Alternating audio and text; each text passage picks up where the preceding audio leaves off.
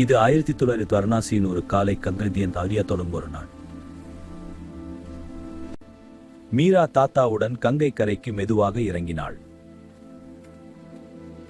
கடற்கரையில் படகு ஓட்டிகள் அவர்களின் நாளை ஆரம்பிக்க தயாராக இருந்தார்கள். கங்கை கரையில் பூஜையின் வாசனை காற்றில் மெதுவாக பரவியது. மீரா கங்கை நீரை கைப்பற்றி அதன் குளிர்ச்சியை உணர்ந்தாள். ஒரு சிறிய படகு நதியின் மீது அமைதியாக நகர்ந்தது. வானத்தில் பறக்கும் புறாக்களை பார்த்து மீரா சிரித்தாள்.